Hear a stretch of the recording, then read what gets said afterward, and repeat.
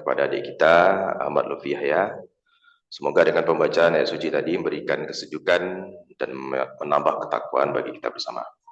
Selanjutnya masuk kepada acara inti. Alhamdulillah Pak Ustadz kita sudah berada di tengah-tengah kita.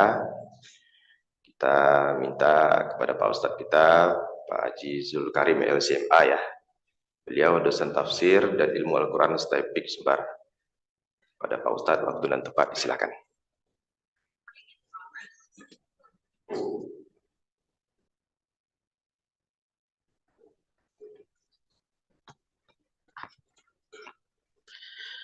أحييكم بتحية أهل الجنة دعواهم فيها سبحانك اللهم وتحيتهم فيها سلام السلام عليكم ورحمة الله وبركاته.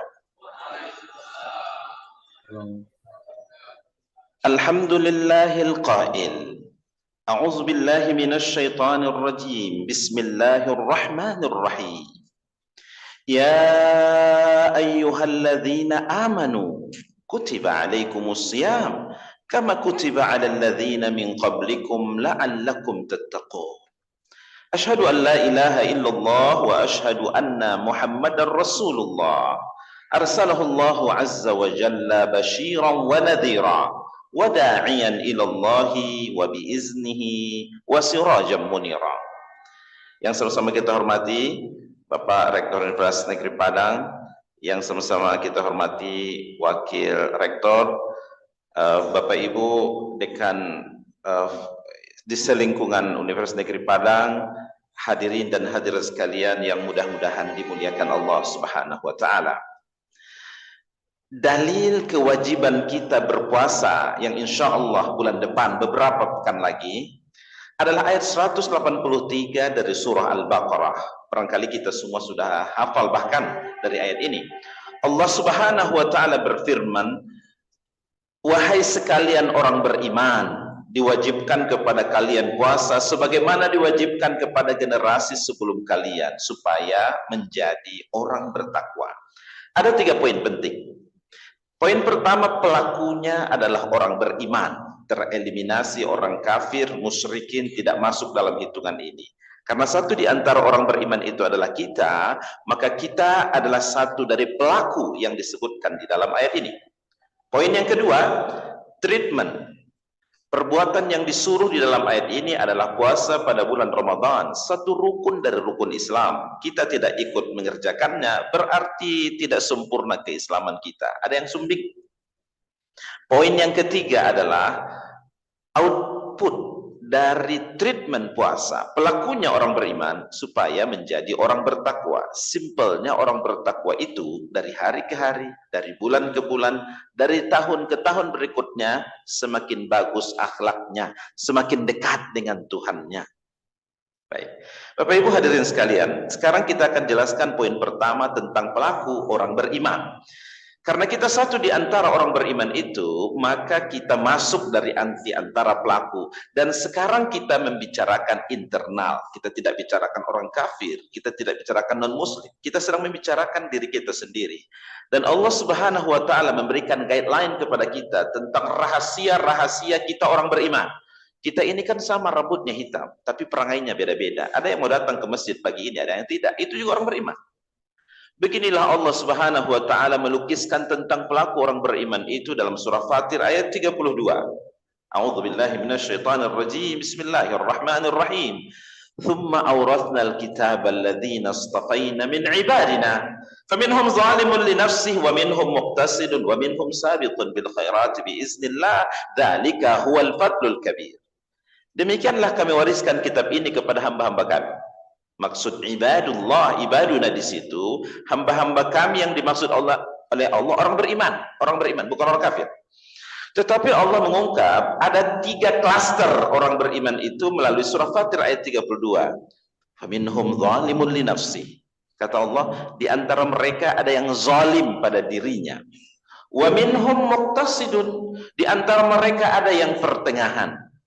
Wa minhum sabiqun bil khairat, di antara mereka ada yang bersegera dalam setiap kebaikan. Dari surah Fatir ayat 32 kita mendapatkan Pelaku orang beriman itu ada 3 klasternya. Klaster pertama Allah istilahkan dengan zalimun li nafsih. Siapa mereka? KTP-nya kita buka beragama Islam. Tahu dia sholat itu kewajiban, tidak sholat dia. Tahu dia bahwa rukun Islam ketiga itu puasa pada bulan Ramadan, tidak dia tunaikan. Keburukan-keburukannya dominan, berbaik berbanding kebaikannya. Perangainya 11-12 dengan orang kafir. 75% dosa, minim pahala. Dan dia orang Islam. Itulah yang Allah istilahkan dengan zalimun li nafsi. Ada klaster yang kedua yang Allah istilahkan dengan muqtasidun, pertengahan. Antara kebaikan dan keburukannya 50-50. Baik banget tidak, jelek amat juga tidak. Tapi ada klaster yang ketiga yang Allah istilahkan dengan wa minhum sabiqun bil khairat. Di antara mereka ada yang bersegera dalam setiap kebaikan. Kebaikan-kebaikannya mendominasi berbanding keburukannya, minim dosa. Kalau tadi 75% adalah keburukan pada klaster pertama, kalau klaster yang ketiga ini adalah 70% kebaikan, minim dosanya. Pak Ustaz, ada enggak klaster yang keempat? 0 dosa, 0 dosa, enggak ada. Karena Nabi Muhammad pernah bersabda, kullu bani Adam khata'un wa khairul khata'in at-tawwabun. Anak cucu Adam kita ini berpotensi untuk salah dan khilaf.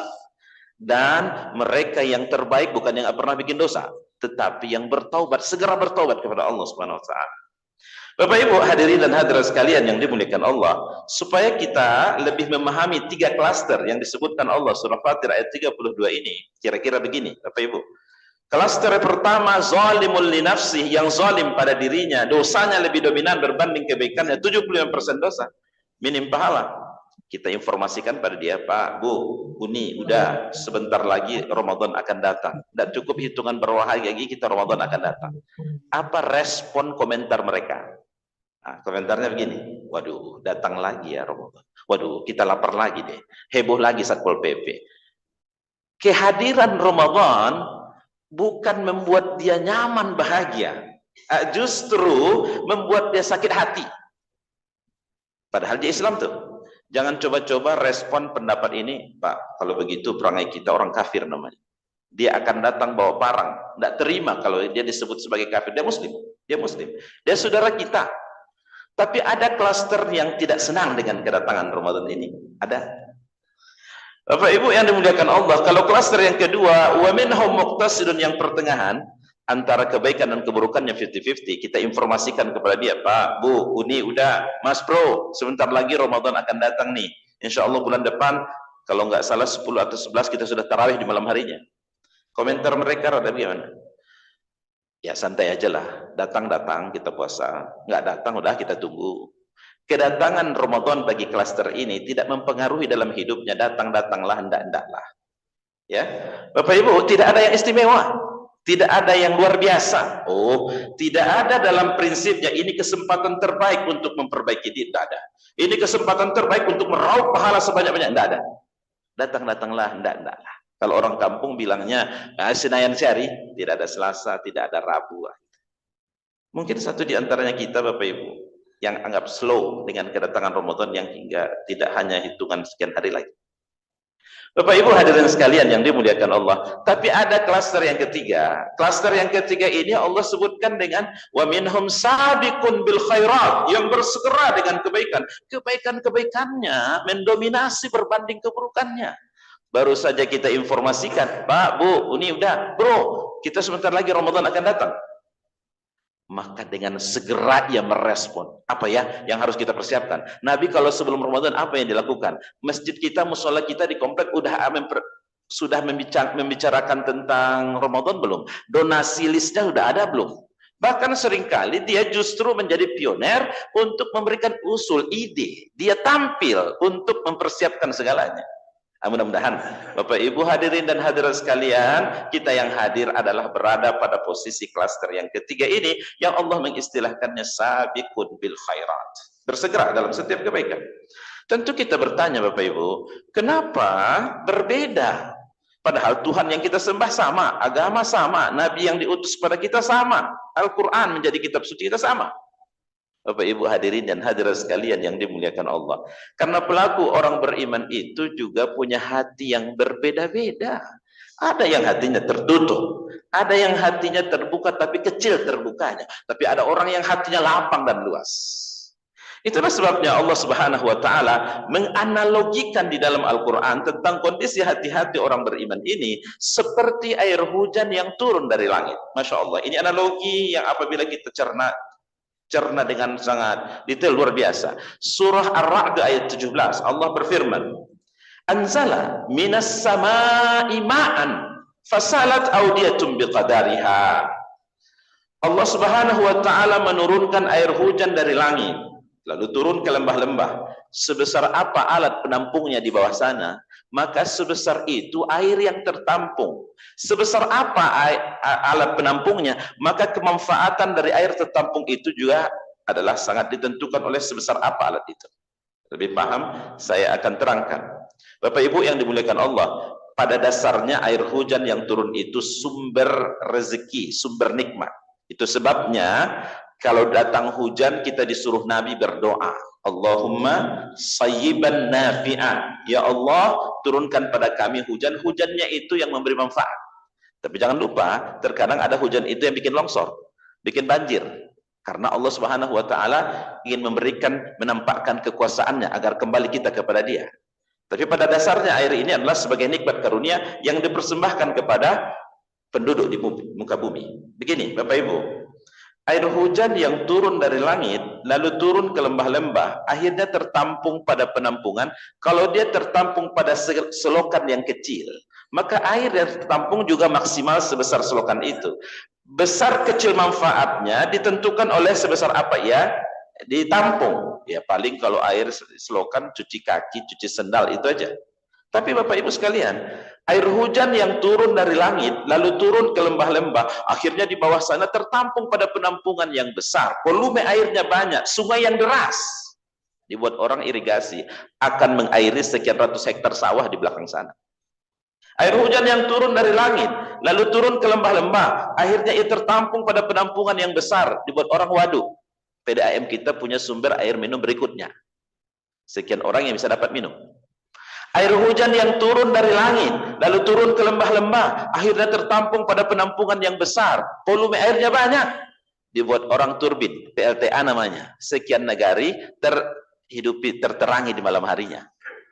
Bapak Ibu hadirin sekalian yang dimuliakan Allah, Ramadan yang bulan depan akan datang, itu kan lumbung pahala. Pahala puasanya, pahala sholat tarawihnya. Kita beribadah sunat itu sama levelnya dengan ibadah yang wajib. Bagaimana pahala orang kita memberikan perbukaan kepada orang yang berpuasa? Bagaimana pahalanya kalau kita membaca Al-Quran? Luar biasa, lumbung pahala.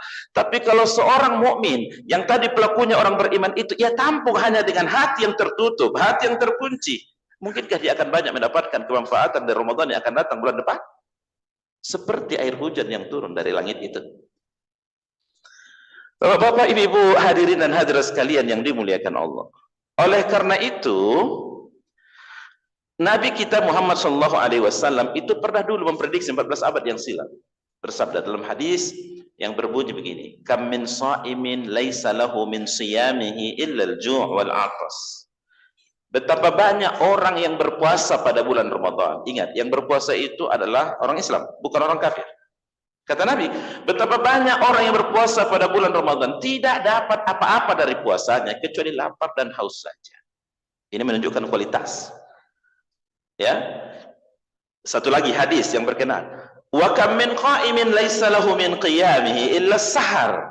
Betapa banyak orang yang berpuasa, orang yang ikut qiyam tarawih di malam harinya, tidak dapat apa-apa dari tarawihnya kecuali hanya bertanggang malam saja. Nah, biasanya jam 9, jam 10 sudah tidur. Ini karena tarawih, orang dia juga ikut tarawih, akhirnya tidurnya jam 11, jam setengah 12. Itu saja yang dapat. Bapak Ibu hadirin dan hadirat sekalian yang dimuliakan Allah, tentunya kita yang hadir pada pagi hari ini berkeinginan Ramadan yang terjadi bulan depan itu tidak seperti apa yang diprediksi oleh baginda Nabi ini. Kita berkeinginan bahwa ini kesempatan terbaik untuk merubah. Kita inginkan bahwa Ramadan kali ini seperti yang Allah katakan dalam Quran, Innallaha la yughayyiru ma biqaumin hatta yughayyiru ma bi anfusihim. Allah tidak akan merubah nasib satu kaum kecuali diri mereka yang merubahnya sendiri.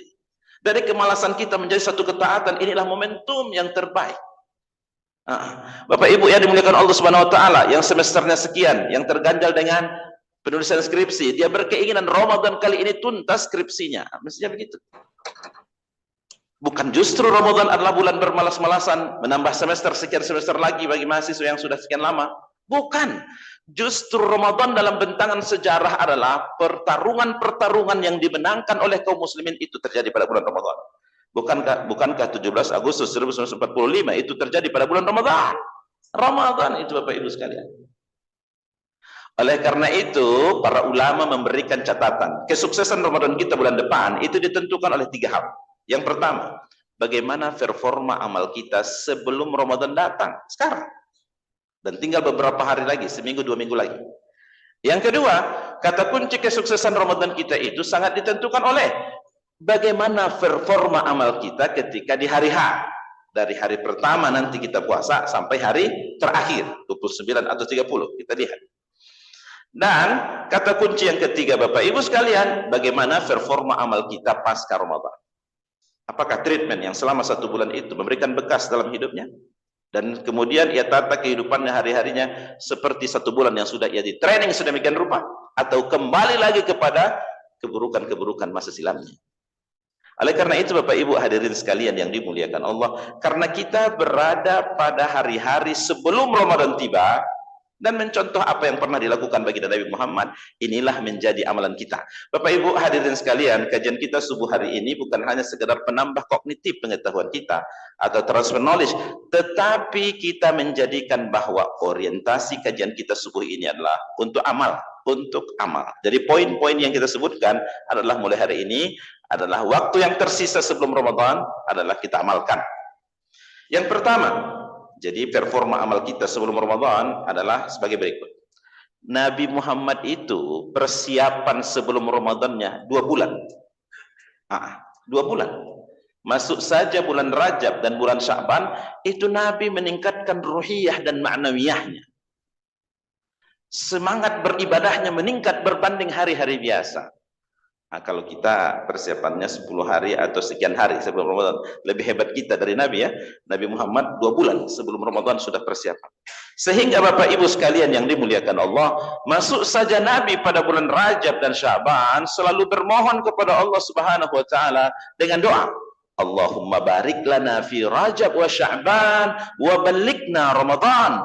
Ya Allah, berikan kami keberkahan dalam bulan ini, Rajab dan Sya'ban.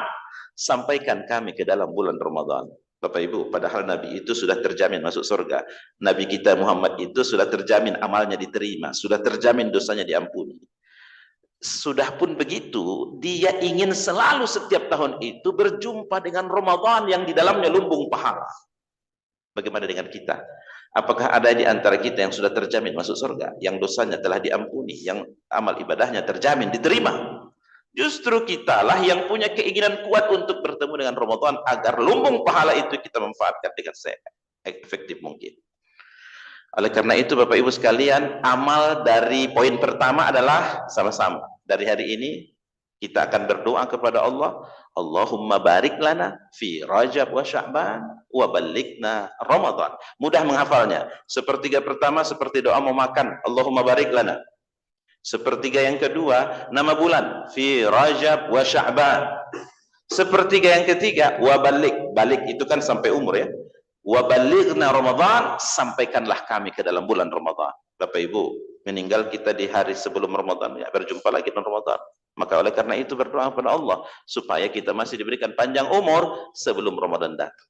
Ya, dan disampaikan kita ke dalam bulan Ramadan. Jadi PR untuk diamalkan, wasiat untuk diamalkan dari ini, poin pertama, banyaklah berdoa kepada Allah, Allahumma barik lana fi Rajab wa Sya'ban wa ballighna Ramadan. Yang kedua, Bapak Ibu hadirin dan hadirat sekalian yang dimuliakan Allah, bila kita menelusuri amalan-amalan baginda Nabi Muhammad sallallahu alaihi wasallam, maka yang paling banyak puasa sunatnya Nabi dari bulan-bulan yang 12 ini adalah bulan Sya'ban. Inilah cerita dari para sahabat.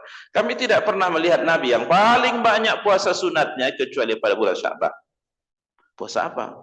Bapak Ibu yang dimuliakan Allah, tidak kita jumpai ada puasa khusus terkait dengan Sya'ban. Tapi di sana ada puasa Senin Kamis. Di sana ada puasa pertengahan bulan Ayyamul Bid, berarti Sa'ban sudah lewat, sudah lewat. Ada puasa Nabi Daud, sehingga Nabi pernah mengatakan puasa yang paling terbaik dari puasa sunat, puasa Nabi Daud. Bagaimana puasa Nabi Daud? Selang-seling, selang-seling. Atau barangkali di antara ibu-ibu ada yang Ramadan tahun lalu masih ada terhutang, jangan sampai terbawa hutang ini ke setelah Ramadan berikutnya. Tuntaskan sebelum Ramadan datang. Di antara bapak ibu mungkin karena sakit atau musafir, lalu kemudian ada tinggal beberapa hari pada bulan Ramadan yang lalu, pastikan lihat kembali agenda yang pernah dicatat mungkin, ya sekian hari tertinggal, maka sebelum Ramadan silakan. Nah, jadi bapak ibu hadirin sekalian yang dimuliakan Allah, Pak Ustaz, apakah ada puasa 1 bulan penuh pada bulan Syaban? Tidak ada. Nabi Muhammad pernah mengatakan, para sahabat menceritakan, kami tidak pernah melihat Nabi yang puasa full 1 bulan penuh kecuali pada bulan Ramadan. Adalah PR-nya di sini hanya memperbanyak puasa-puasa sunat. Nampaknya ini adalah poin yang penting dalam hal kita warming up, pemanasan. Adik-adik mahasiswa kalau ingin olahraga langsung saja ke lapangan tanpa ada pemanasan, maka kram akan terjadi, kecapean yang berlebihan terjadi. Begitu juga dengan Ramadan. Kalau sebelumnya kita sudah terbiasa dengan puasa-puasa sunat, maka datang Ramadan running. Tinggal kita akan masuk hal yang sudah biasa kita kerjakan. Poinnya apa Bapak Ibu sekalian? PR untuk diamalkan, wasiat untuk kita amalkan adalah memperbanyak puasa-puasa sunat. Yang ketiga, Bapak Ibu hadirin dan hadirat sekalian yang dimuliakan Allah, yang ketiga adalah merefresh, menyegarkan kembali pengetahuan kita terkait dengan fikih puasa. Walaupun setiap tahun kita berjumpa dengan Ramadan, walaupun setiap tahunnya ada kajian-kajian terkait dengan Ramadan, tidak ada salahnya baca buku, lihat file-file terkait dengan Ramadan. Fikih puasa ini menjadi hal yang penting. Kenapa? Suatu amal ibadah yang diiringi dengan keilmuan yang mantap, maka kita tenang dalam ibadah. Ya, Bapak Ibu sekalian yang dimuliakan Allah. Mungkin di antara kita ada yang tidak nyaman melihat ada orang misalnya makan di siang hari, makan es krim di sini siang hari. Mana satpam, mana satpol PP telepon. Jangan buru-buru telepon. Harus kita ketahui kenapa dia tidak berpuasa. Dia anak-anak tidaklah apa kalau tidak berpuasa di bulan Ramadan. Bukan anak-anak Pak Ustaz, jenggotnya sudah panjang, nggak mungkin. Ini sudah tertelepon Satpol PP. Ternyata Bapak Ibu sekalian yang makan es krim di siang hari depan masjid kita ini orang gila. Orang gila tidaklah wajib untuk berpuasa. Kalau kita paksa dia untuk berpuasa, mungkin orang akan katakan kita pula gila. Oleh karena itu Bapak Ibu sekalian, nah ini dia syarat wajib namanya kan. Nah, perlu kita mengulang-ulang kaji terkait dengan fikih ini sehingga kita punya background ilmu pengetahuan terkait dengan puasa kita. Banyak hal Bapak Ibu sekalian, ada barangkali kejadiannya tidak terjadi pada zaman Nabi, justru terjadi fikih-fikih kontemporer. Pak Ustaz, saya sudah berpuasa nih, tapi karena ada kontrol oleh dokter saya disuruh suntik, Ustaz, batal nggak puasa saya? Bapak Ibu sekalian, ini sudah dibincangkan oleh para ulama, adalah injeksi atau suntik tidaklah membatalkan puasa. Nah, kecuali yang disuntikkan itu adalah infus, yang ada di sana cairan pengganti makanan, ini adalah membatalkan puasa. Bapak Ibu hadirin sekalian yang seperti ini, Pak Ustaz, saya sudah gosok gigi tadi, batal nggak puasanya? Bapak Ibu hadirin sekalian, para ulama menjelaskan bahwa menggosok gigi itu tidaklah bagian dari yang membatalkan puasa, berlandaskan Nabi pernah bersiwak ya ketika ia berpuasa. Dulu tidak ada Pepsodent, yang ada adalah siwak Nabi adalah menggosok giginya dengan akar kayu. Bapak Ibu hadirin sekalian yang dimuliakan Allah, tapi ada pendapat ulama yang lain, kalau matahari sudah tinggi jam 10, jam 11 menjadi makruh. Ada pula dalilnya. Makruhnya itu karena baginda Nabi pernah bersabda, bau mulut orang yang berpuasa itu akan nanti diganti oleh Allah Subhanahu wa taala adalah seperti bau kasturi dari surga. Jadi kalaupun tidak gosok gigi tidak ada masalah berdasarkan hadis ini. Bapak Ibu hadirin dan hadirat sekalian yang dimuliakan Allah, tapi tidak perlu pula kita tunjukkan pada orang lain tentang bau mulut kita. Kemari bukan begitu. Dapat dipastikan belum diganti itu baunya. Ya, yang itu kata Nabi nanti di surga. Seperti ini Bapak Ibu sekalian, kalau kita membicarakan tentang refresh, menyegarkan kembali terkait dengan fikih puasa, tentu makan waktu yang panjang. Saya sampaikan clue-clue yang seperti demikian agar kita punya background pengetahuan terkait dengan hal ini, nyaman kita di dalam beribadah kepada Allah Subhanahu wa taala. Tentu itu juga akan mempengaruhi kualitas Ramadannya. Yang keempat, Bapak Ibu sekalian, agenda kita adalah buatlah target-target Ramadan kita 1445 Hijriah ini. Mau berapa kali khatam Al-Quran? Mau salat tarawih di mana malam-malamnya? Mau berapa kali rencana ingin memberikan perbukaan? Berapa budget yang kita buatkan untuk memberi perbukaan pada bulan Ramadan? Bapak Ibu hadirin sekalian, kalau dari sekarang kita menabungnya tentu mungkin akan lebih besar berbanding on the spot saja nanti di bulan Ramadan. Bapak Ibu hadirin dan hadirat sekalian yang dimuliakan Allah, membuat planning perencanaan agenda-agenda ibadah di bulan Ramadan. Berapa kali khatam membaca tafsir terjemahan Al-Quran. Itu akan memberikan kepada kita secara terdata bahwa Ramadan kali ini lebih hebat dari Ramadan yang lalu. Dan lebih hebat pula kita dan kemampuan kita untuk bisa mengevaluasi di 10 hari pertama, di 10 hari kedua, dan di akhirnya. Bapak-bapak, ibu-ibu, hadirin dan hadirat sekalian yang mudah-mudahan dimuliakan Allah Subhanahu wa taala. Adapun waktu di hari Ramadan dari hari pertama sampai hari yang terakhir, bagaimana performa amal itu kita kerjakan dengan sebaik mungkin, sunnah-sunnahnya kita kerjakan dengan baik. Jangan sampai ada yang berpuasa hanya dapat pahalanya cuma 50%, 70%. Karena apa? Karena ia banyak melanggar hal-hal yang tidak dibenarkan di dalam kita berpuasa. Dia berpuasa tetapi masih menggunjingkan orang lain, tapi melakukan dosa-dosa yang tidak sepatutnya ia lakukan.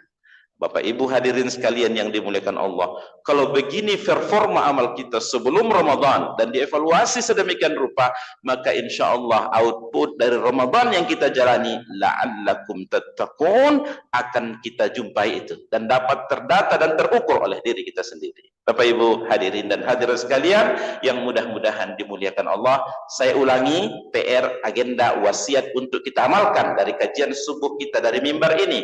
Yang pertama, banyaklah membaca doa Allahumma barik lana fi Rajab wa Sya'ban wa balikna Ramadan.